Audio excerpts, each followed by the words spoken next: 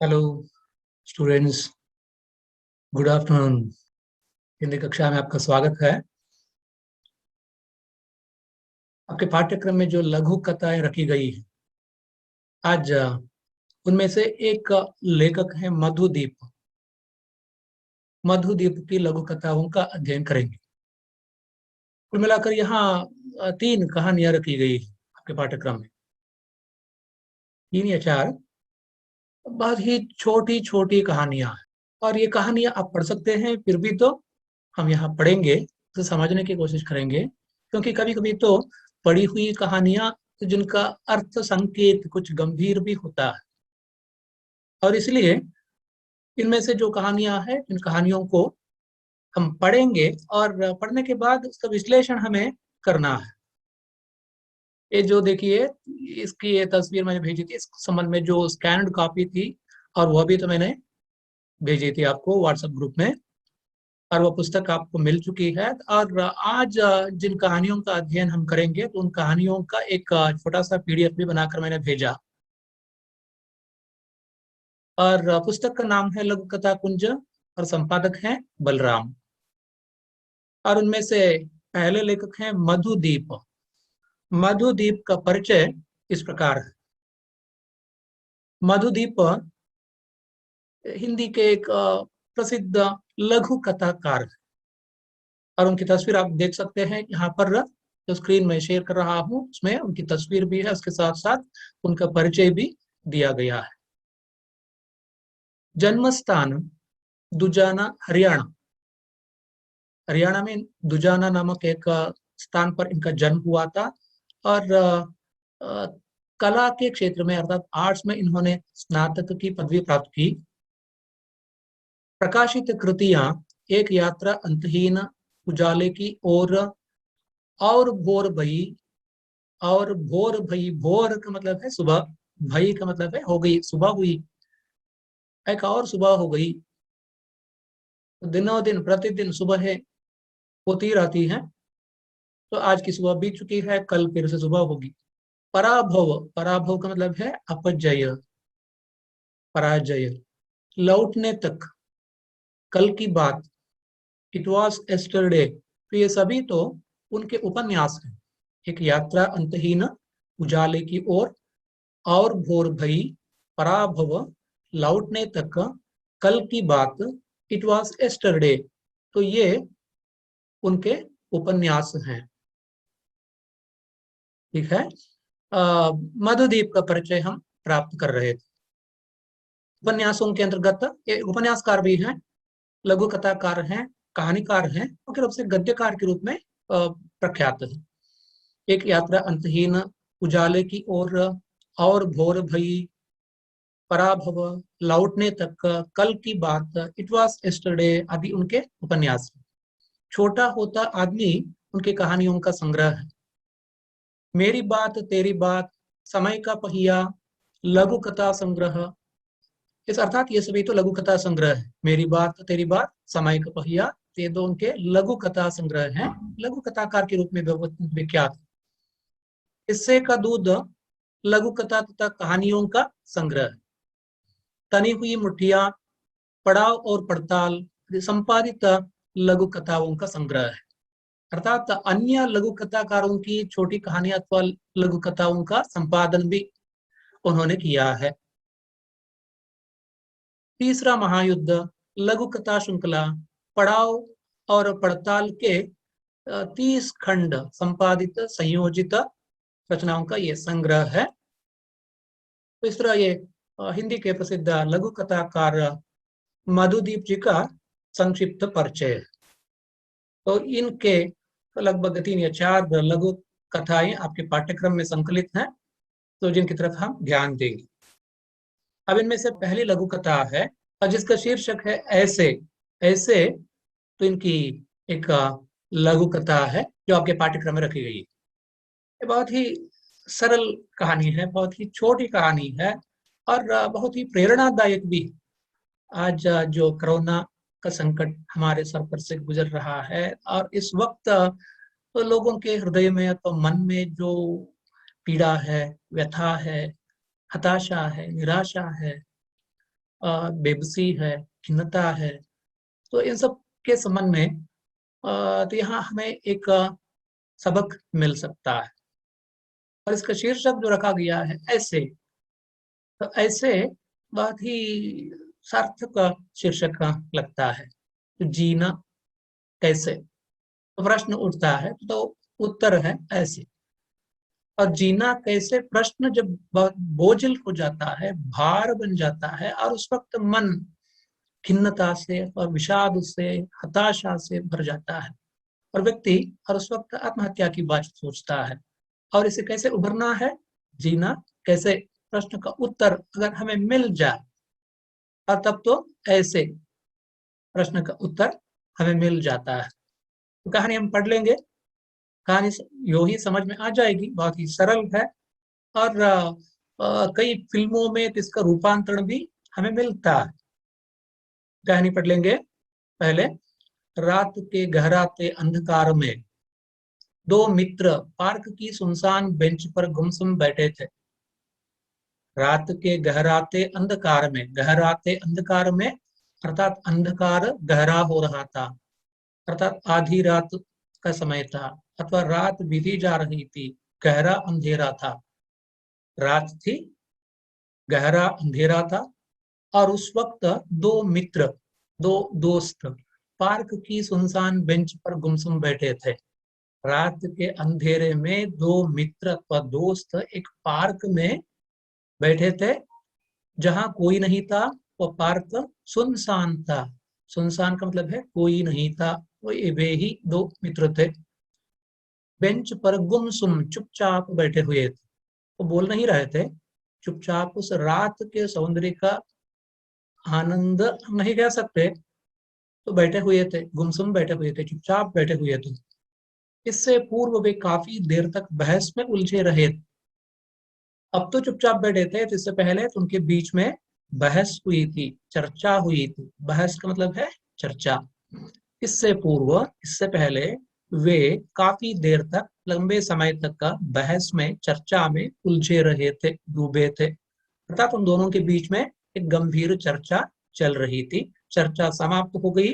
अब वह चुपचाप बैठे हुए हैं पार्क की एक बेंच पर, जहां कोई नहीं है, ऐसी निशब्दता है, सुनसान पार्क है, और वहां अंधकार में, अंधेरे में वो बैठे थे।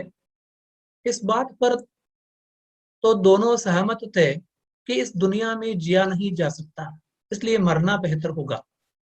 उनके बीच में जो चर्चा हुई थी, और उस चर्चा का विषय क्या था, इस संबंध में हम सोच सकते हैं, जान सकते हैं।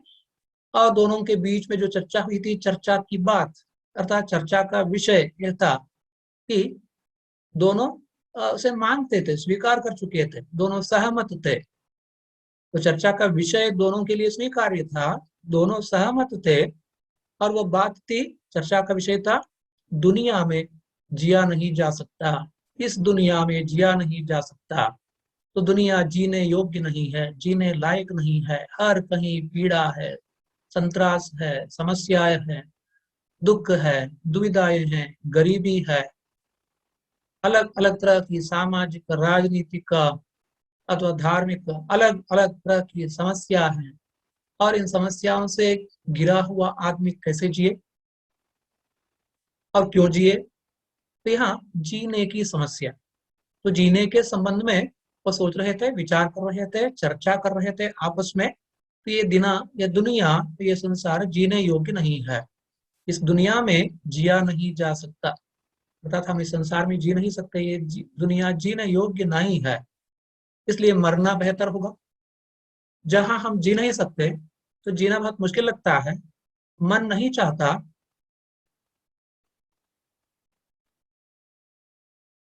जब मन नहीं चाहता, जीने का मन नहीं होता, तो ऐसे वक्त मन में हताशा पैदा हो जाती है, और मन सोचने लगता है कि मर जाए, तो इसलिए मरना बेहतर होगा। तो उन दोनों के बीच में चर्चा हुई थी, जिए या मरे। तो क्यों जिए? तो जीने का उद्देश्य क्या है, मकसद ही क्या है? तो जहाँ इतनी पीड़ा है, इतनी समस्याएं हैं, तो संसार इतना खराब हो गया है, अथवा जीने योग्य नहीं रह गया है, तो ऐसे में क्यों जिए, मरना ही बेहतर होगा। तो उन्होंने अपने मन में निश्चय किया था, अर्थात अपनी चर्चा में तो उनको ये लगा था कि जीने से भी मरना बेहतर है, मगर मरे कैसे, जिए कैसे प्रश्न का उत्तर तो अलग ढंग से दिया जाता है, लेकिन मरे कैसे, तो इस प्रश्न का उत्तर भी पेचीदा। ಸಾಯುವುದು ಹೇಗೆ ಅಂತ ಹೇಳಿ ಒಂದು ಪ್ರಶ್ನೆಗೆ ಉತ್ತರವನ್ನು ಕಂಡುಕೊಳ್ಳುವುದು ಕೂಡ ಬಹಳ ಕಷ್ಟದ್ದು ಅಂತ ಹೇಳಿ. ಸಾಯುವುದು ಸುಲಭವಲ್ಲ. ಈ ದೇಹವನ್ನು ತ್ಯಜಿಸುವಂತಹದ್ದು ಅಥವಾ ಯಾವುದೇ ರೀತಿಯಲ್ಲಿ ಸಾವನ್ನ ಆಹ್ವಾನಿಸುವಂತಹದ್ದು ಅಷ್ಟು ಸುಲಭದ ಕೆಲಸ ಅಲ್ಲ ಅಂತ. ಮಗರ್ ಮರೆ ಕೈಸೆ, ಹೇಗೆ ಸಾಯ್ಬೇಕು ಅಂತ ಹೇಳಿ, ಸಾಯುವುದಕ್ಕೆ ಏನಾದ್ರೂ ಒಂದು ವ್ಯವಸ್ಥೆ ಮಾಡ್ಕೊಳ್ಬೇಕು. ಯಾವ ತರದಲ್ಲಿ? ಆತ್ಮಹತ್ಯೆ. ಅಷ್ಟು ಸುಲಭವೇ ಆತ್ಮಹತ್ಯೆ ಅಂತ ಹೇಳಿದ್ರೆ? ಹಗ್ಗ ಹಾಕೊಳ್ಳುದ, ವಿಷ ಕುಡಿಯುವಂತಹದ್ದ? ಯಾವುದು ಸುಲಭ ಅಲ್ಲ. ಯಾವುದಕ್ಕೂ ಕೂಡ ನಮ್ಮ ಮನಸ್ಸು ತಯಾರಾಗುವುದಿಲ್ಲ. ಅಲ್ಲಿ ಅದರ ಪರಿಣಾಮದ ಬಗ್ಗೆಯೇ ಮನಸ್ಸು ಯೋಚನೆ ಮಾಡ್ತದೆ. ಅದಕ್ಕಾಗಿ ಸಾಯುವುದು ಸುಲಭ ಅಲ್ಲ. ಹೇಗೆ ಸುಲಭದಲ್ಲಿ ಸಾಯುವುದು ಹೇಗೆ? ಪ್ರಶ್ನೆಗೆ ಉತ್ತರ ಇಲ್ಲ. मगर मरे कैसे, ಹೇಗೆ ಸಾಯುವುದು ಅಂತ. तो काफी विचारने के बाद, इस तरह दोनों के बीच में चर्चा चलती रही, तो जीने में कुछ नहीं रखा है, जीना बेकार है, इस संसार में जिया नहीं जाता, जिया नहीं जा सकता, मरना है बेहतर होगा। लेकिन कैसे मरे? तो आप आपस में तो चर्चा करने के बाद, विचारने के बाद दोनों के मन में विचार स्थिर हो गया। दोनों ने स्वीकार कर लिया, मान लिया कि आत्महत्या कर ले। तो दोनों को आत्महत्या का कोई ढंग उपयुक्त नहीं लगा। लेकिन जब और विचारने करने लगे, जब और सोचने लगे, तो आत्महत्या का कोई ढंग ढंग का मतलब है कोई अच्छा उपाय उन्हें उपयुक्त नहीं लगा था। ಯಾವ ತರದಲ್ಲಿ ಸಾಯುವುದರ ಬಗ್ಗೆ, ಹಗ್ಗ ಹಾಕಿಕೊಳ್ಬೇಕಾ, ವಿಷ ಕುಡಿಯಬೇಕಾ, ಪಿಸ್ತೂಲ್ ಹೊಡ್ಕೊಳ್ಬೇಕಾ, ಅಥವಾ ನದಿಯಲ್ಲಿ ಬಿಡ್ಬೇಕಾ, ಅಥವಾ ಸಮುದ್ರಕ್ಕೆ ಹಾರಬೇಕಾ, ಅಥವಾ ಎತ್ತರದಿಂದ ಹಾರಬೇಕಾ, ಏನೇನೆಲ್ಲ ಬೇರೆ ಬೇರೆ ಬೇರೆ ಉಪಾಯಗಳಿವೆ. ಯಾವುದೇ ಉಪಾಯವೂ ಕೂಡ ಅವರಿಗೆ ಸರಿ ಬರಲೇ ಇಲ್ಲ. ಹೇಗೆ ಸಾಯುವುದು ಅನ್ನೋದ್ರ ಬಗ್ಗೆ ಚರ್ಚೆ ಮಾಡ್ತಾ ಇದ್ದಂತಹ ಸ್ನೇಹಿತರಿಗೆ ಸಾಯುವುದು ಹೇಗೆ ಅನ್ನೋದಕ್ಕೆ ಸರಿಯಾದ ಒಂದು ಉಪಾಯ ಹೊಳೆಯಲೇ ಇಲ್ಲ.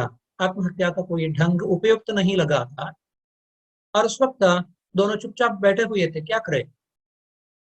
उनके बीच में चर्चा हुई थी और आत्महत्या के संबंध में वो सोच रहे थे, लेकिन आत्महत्या का कोई उपाय, सही उपाय तो उन्हें मालूम नहीं पड़ा था, और इसलिए वो चुपचाप बैठे हुए थे।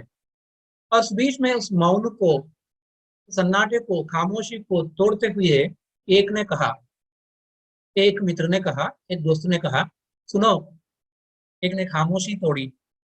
हूँ, बताओ, मेरी मानोगे, मेरी मानोगे, मेरी बात मानोगे, ನಾನು ಹೇಳುವ ಮಾತನ್ನ ಒಪ್ಕೊಳ್ತೀಯಾ, ಕೇಳಿಸ್ಕೊಳ್ತೀಯಾ? क्या है ಏನದು?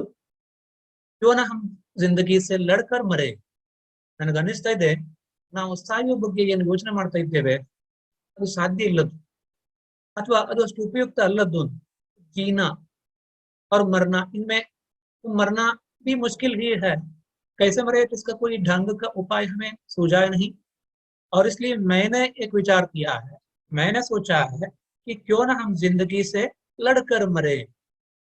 ನಾವು ಈ ಜೀವನ ಜೊತೆಗೆ ಹೋರಾಟ ಮಾಡಿ ಸಾಯಬಾರ್ದ? ಇಲ್ಲಿ ಹೋರಾಟ ಯಾರ ಜೊತೆಗೆ ಅಂತ ಹೇಳಿದ್ರೆ ಜೀವನದ ಜೊತೆಗೆ ಹೋರಾಟ। क्यों ना हम जिंदगी से लड़कर मरे। अपनी इस जिंदगी से लड़ना, जिंदगी से लड़ना अर्थात जीना ही लड़ना है। तो जीने के लिए लड़ना है। जीवन संघर्षपूर्ण होता है, और इस संघर्ष को अगर हम मान ले और संघर्ष में हार मान जाए, तब तो मन में निराशा पैदा हो जाती है, आत्महत्या की बात आती है। लेकिन लड़ते वक्त भी तो हम मर सकते हैं। आत्महत्या करने की कोई आवश्यकता नहीं है, जरूरत नहीं है। तो लड़ते हुए भी मृत्यु आ जाती है, और अपने दुश्मन से, अपने शत्रु से अथवा किसी से लड़ते हुए मृत्यु प्राप्त करना वीरता कहलाती है, पराक्रम कहलाता है, बहादुरी कहलाती है। जीना एक लड़ाई है, जीना जीवन एक संघर्ष है, और इस संघर्ष में हम अपने आप को वीर बना के रखें।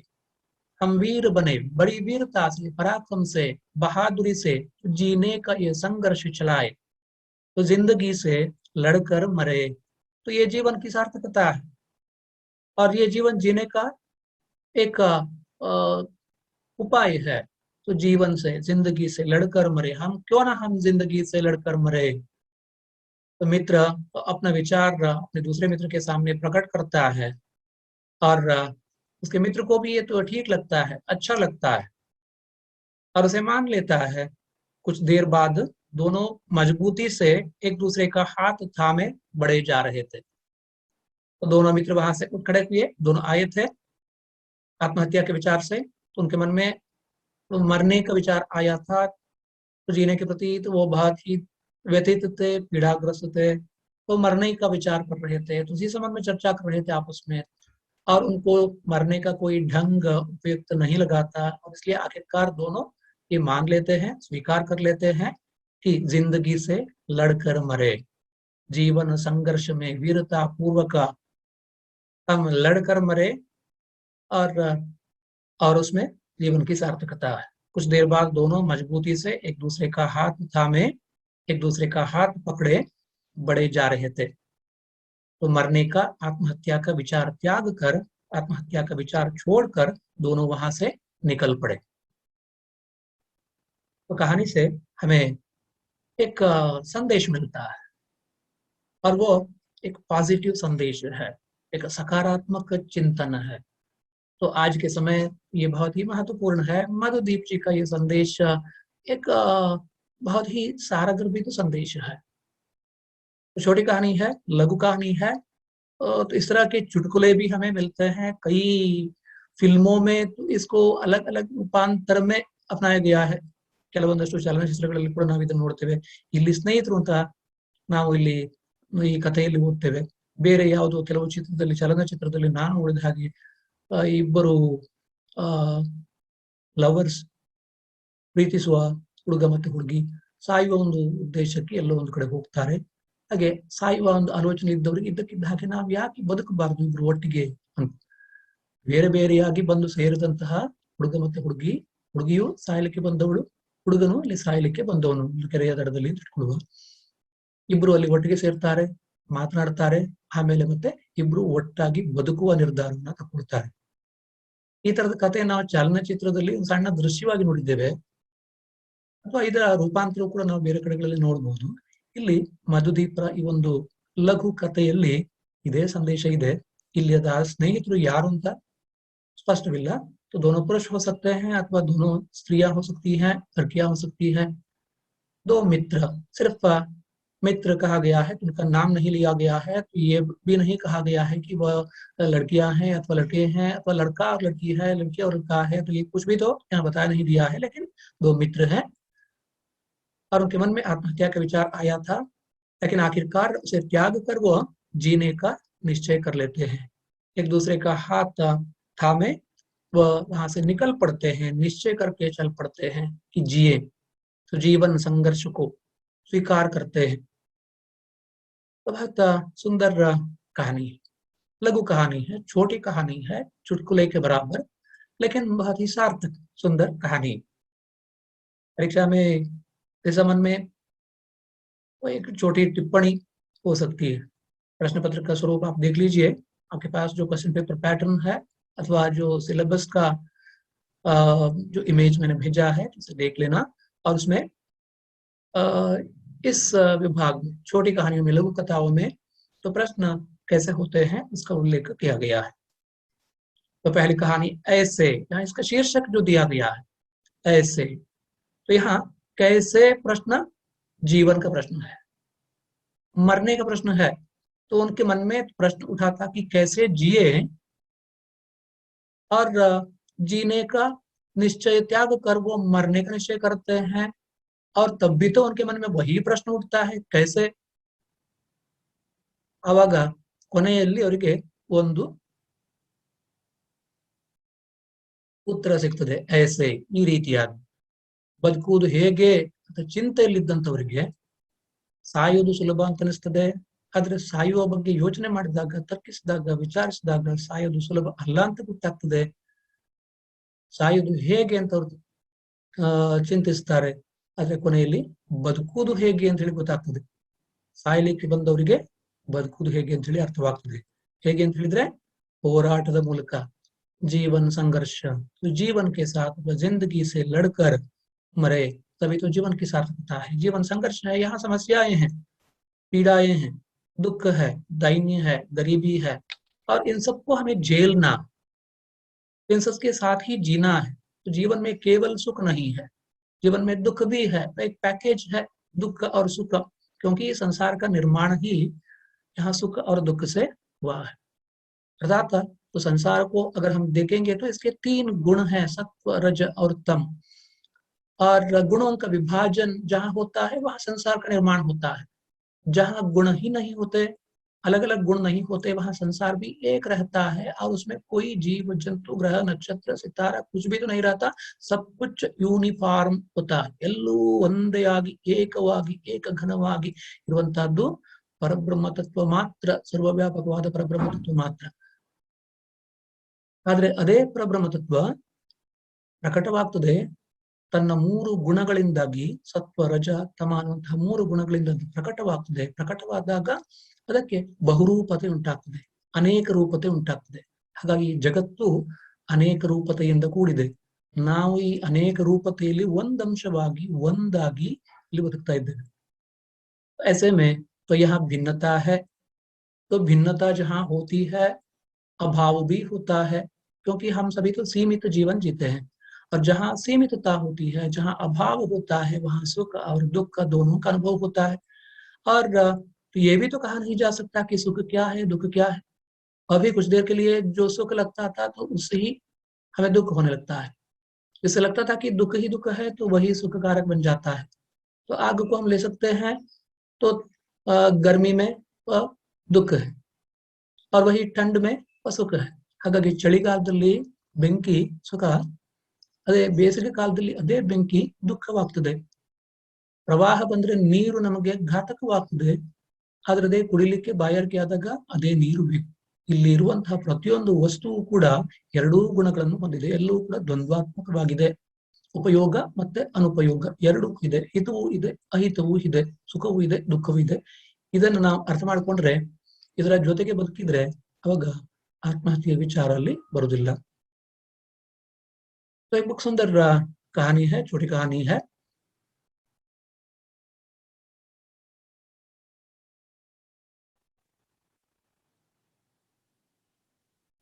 प्यारे विद्यार्थी मित्रों, समझता हूँ कि ये कहानी आप समझ चुके हैं।